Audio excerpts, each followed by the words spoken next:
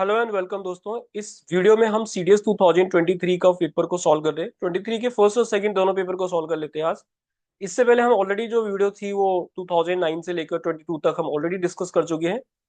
First question लिखा है कि guest is unwelcome when he comes too soon, when he stay too soon, sorry. यहाँ पर तो कोई दिक्कत नहीं है, व्हेन ही स्टेज टू सून, टू लॉन्ग है, यहाँ पर सुन नहीं है, तो इसका आंसर तो यहाँ तो कोई दिक्कत नहीं है। अब यहाँ पर अनवेलकम लिखा हुआ है और यहाँ इज लिखा हुआ है, तो यहाँ ये अनवेलकम को हम अगर एक वर्ब की तरह यूज करेंगे तो मुझे यहाँ पे अनवेलकम्ड लिखना पड़ेगा। बट यहाँ पर जो एरर है वो इस पार्ट में नहीं है। इसमें क्या हो रहा है, गेस्ट से पहले हमें लिखना पड़ेगा अ गेस्ट। अ गेस्ट, क्योंकि गेस्ट नाउन है। अ गेस्ट इज अनवेलकम, एक गेस्ट का अनवेलकम होता है, अनवेलकम होता है when he stays too long. तो इसका आंसर बनेगा ए में एरर हो जाएगा। अगला क्वेश्चन है my friend and benefactor has come. अब देखो यहाँ पर क्या हो रहा है, ये जो सेंटेंस होगा ना, यहाँ पर आपको फ्रेंड क्या दिख रहा है, नाउन दिख रहा है, और बेनिफैक्टर भी क्या दिख रहा है आपको, एक नाउन दिख रहा है। अगर इस नाउन से पहले यहाँ पर एक डिटरमिनर आता है, एक डिटरमिनर आता है, डिटरमिनर में यहाँ पर एडजेक्टिव भी हो सकता है कोई, जैसे यहाँ पर ये माई है, एक एडजेक्टिव भी है, या यहाँ पर कोई आर्टिकल भी हो सकता है, ए एन और द भी हो सकते हैं। अगर यहाँ पर डिटरमिनर क्या होता है, दो डिटरमिनर्स अगर आते हैं तो तब तो ये प्लूरल बनेगा, यानी इसके साथ वर्ब लगेगी प्लूरल। लेकिन अगर डिटरमिनर एक ही आया है, जैसे यहाँ पर माई आया है, तो ये एक ही डिटरमिनर का मतलब होता है कि ये सिंगुलर सब्जेक्ट है, तो यहाँ पर हैज बिल्कुल ठीक है, तो इसमें नो एरर हो जाएगा। मतलब हम इस बात को क्या समझे कि अगर दो डिटरमिनर एक सेंटेंस में आते हैं दो नाउन के साथ में अलग अलग, तो वो जो होगा वो होगा प्लूरल सब्जेक्ट, जो वर्ब लगेगा प्लूरल लगेगा। लेकिन डिटरमिनर एक ही आता है तो जो वर्ब लगेगा वो लगेगा सिंगुलर। अगर आप डिटरमिनर से कंफ्यूज हो रहे हो तो आप इसको आर्टिकल से भी समझ सकते हो। अगर किसी सेंटेंस में दो आर्टिकल आ रहे हैं, सेंटेंस में आ रहे हैं दो आर्टिकल्स, तो आप उस दो आर्टिकल्स के साथ में जो वर्ब लगाओगे वो लगाओगे प्लूरल। लेकिन सेंटेंस में आ रहा है एक ही आर्टिकल, सिंगल आर्टिकल आ रहा है, तो तब जो वर्ब लगाओगे वो लगाओगे आप सिंगुलर। आर्टिकल से जो बात होगी वो ज्यादा कंप्लीट नहीं होती है, इसलिए यहाँ पे डिटरमिनर लिखा गया, क्योंकि माई तो आर्टिकल तो है नहीं, माई को तो आप यहाँ पे डिटरमिनर बोलोगे। तो इसका मतलब कि ये जो सेंटेंस है यहाँ पर क्या है, डिटरमिनर एक है तो वर्ब सिंगुलर लगेगा, सिंगुलर ही लगा रखी है, तो नो एरर हो जाएगा।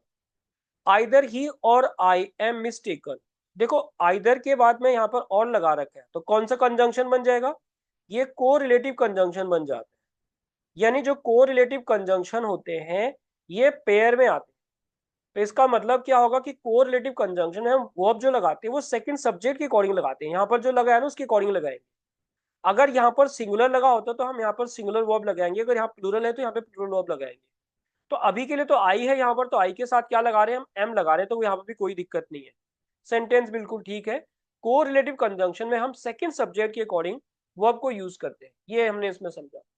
ईच ऑफ दीज सब्सटेंसेस, आपको ईच पे बहुत बार क्वेश्चन बता रखा है कि आपको अगर कहीं पर ईच दिखता है, या कहीं पर आपको एवरी दिखता है, या कहीं पर आपको आइदर दिखता है, या कहीं पर आपको नीदर दिखता है, तो इनके साथ में क्या करते हो आप, जो वर्ब लगाते हो वो लगाते हो सिंगुलर।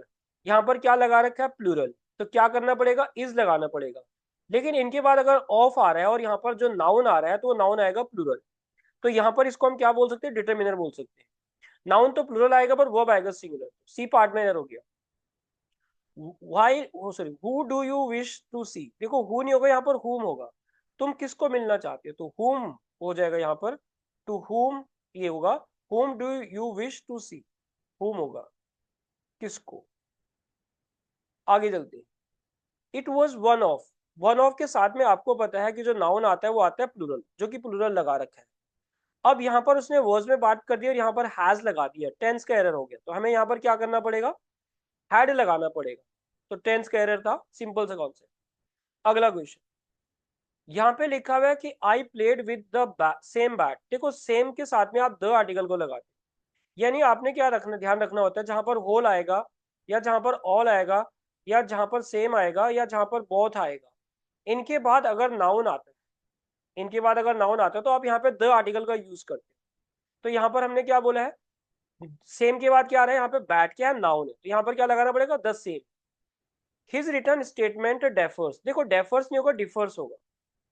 डेफर तो आपको पता है ना, किसी को डेफर कर देना।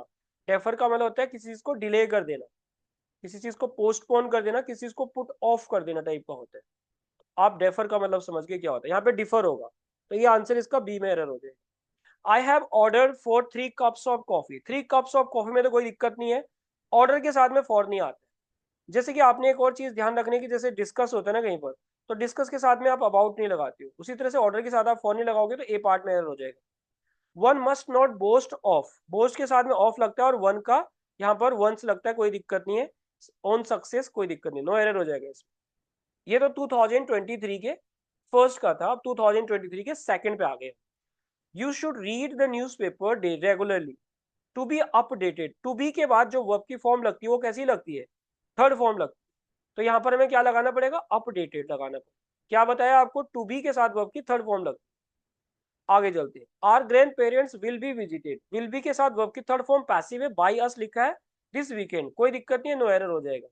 ये पैसिव में है, इसको जब आप एक्टिव में बनाओगे तो आप क्या बनाओगे, आप यहाँ पर अस को चेंज करोगे वी में, और उसके बाद लगा दोगे वी विल, और यहाँ लगा दोगे विजिट, और इधर लगाओगे आर, और यहाँ लगा दोगे आप ग्रैंड पेरेंट्स, ये लगा दोगे, और फिर क्या लगा दोगे, we will visit our grandparents this weekend, इसको आप ऐसे बोलोगे।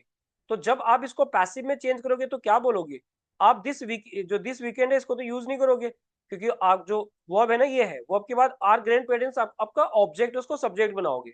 आर ग्रैंड पेरेंट्स विल को किस में चेंज करोगे, विल बी में, विजिट की थर्ड फॉर्म विजिटेड लगा दोगे, बाई अस लगा दोगे, वी का ऑब्जेक्ट अस बनाओगे, दिस वीकेंड, ये दिस वीकेंड कॉम्प्लीमेंट्री हो जाएगा सेंटेंस का, नो एरर है इसमें। However, this task is from done, देखो यहाँ पर ही दिक्कत हो रही है, देखो however this task is बोलेंगे या तो बोलेंगे far from done, बिल्कुल ही किए जाने से बहुत दूर है, या however this task is to be done हम यहाँ पर इससे बोलेंगे, तो मैं यहाँ पर to be लगा सकता हूँ, is to be done। Particularly देखो, लेकिन is from done नहीं होगा, particularly in ensuring equity in the distribution of quality education, मतलब एरर ए पार्ट में हो जाएगा इसका। आगे चलते हैं क्वेश्चन नंबर 44 पे। Looking ahead the university is expunging, देखो एक्सपंज का मतलब होता है किसी चीज को रिमूव कर देना, वे इसको एक कई बार आपने एक वर्ड सुना होगा वे ऑफ कर देना टाइप का होता है, वे ऑफ करना। तो एक्सपंजिंग नहीं होगा यहाँ पर, जो जो यूनिवर्सिटी होगी वो रिवेन्यू जनरेशन को एक्सपंज कर रही है माना, तो opportunities to add more facilities for the staff, student and staff, तो यहाँ पर क्या होगा, एक्सपंजिंग नहीं होगा, तो क्या होगा, looking ahead the university is planning revenue generation, ऐसे कुछ बोलेंगे यहाँ पर हम, प्लानिंग बोलेंगे या एक्सपेक्टिंग कुछ बोल सकते हैं, लेकिन यहाँ पर एक्सपंज नहीं होगा, रिमूव नहीं होगा, सी बी पार्ट में होगा। If you are interested in applying for the job, कोई दिक्कत नहीं है, योर एप्लीकेशन मस्ट बी, जब आपको मॉडल वर्ब दिखता है कहीं पर, अगर आपको कहीं पर मॉडल वर्ब दिखता है और उस मॉडल वर्ब के बाद आप बी लगाते हो और बी के बाद आप वर्ब की थर्ड फॉर्म लगाते हो, तो ये कंडीशन कब बनती है, ये पैसिव में बनती है, तो मस्ट के साथ बी लगाना पड़ेगा, must be received by Friday, इसका सी पार्ट में एरर हो जाएगा। आगे चलते हैं, अगला क्वेश्चन है यहाँ पर, perhaps the biggest threat today, कोई दिक्कत नहीं है, is the impact of climate change on food systems and livelihoods of poor farmers, no error है, कोई दिक्कत नहीं। In such a volatile environment, it is heartening that India demonstrated admirable resilience and achieved robust recovery। देखो यहाँ पर ये क्या लिखा है, इसमें रेजिस्टेंस लिखना पड़ेगा ना, तो यानी इसकी स्पेलिंग होगी, स्पेलिंग एरर का क्वेश्चन हो गया ये, इस तरह से ये बनेगा, तो यहाँ सी पार्ट में एरर हो गया, यहाँ पर आई भी आएगा, इसमें एरर था। अगला क्वेश्चन देखो, अगले क्वेश्चन में क्या लिखा हुआ है कि write an email to your friend expressing you regret नहीं होगा, एक्सप्रेसिंग योर रिग्रेट होगा, यू रिग्रेट नहीं होगा, योर रिग्रेट हो जाएगा, यहाँ योर रिग्रेट होगा, तो ये तो आपको कॉमन सेंस से आंसर आ जाएगा। माइग्रेटिंग एलिफेंट हर्ट्स, प्लूरल है ये, हर्ट्स मतलब एलिफेंट के ग्रुप्स को बोलते हैं, कलेक्टिव नाउन है। Appears like West Bengal so much that, इतना वो पसंद करते हैं कि they spend more time here than, जो भी लिखा है यहाँ पर। तो देखो यहाँ पर अगर मैं अपीयर की जगह क्या लिख दूँ, क्योंकि माई अपीयर को हटा देता हूँ, तो लिखूंगा माइग्रेटिंग, जो एलिफेंट हर्ड्स होते हैं ये लाइक करते हैं वेस्ट बंगाल को, इतना ज्यादा लाइक करते हैं कि दे स्पेंड मोर टाइम, वो यहाँ पर ज्यादा टाइम बिताते हैं, तो इसको काट देंगे, लाइक यहाँ पर एज ए वर्ब है, बिल्कुल ठीक है, ये वर्ब की फर्स्ट फॉर्म की तरह है।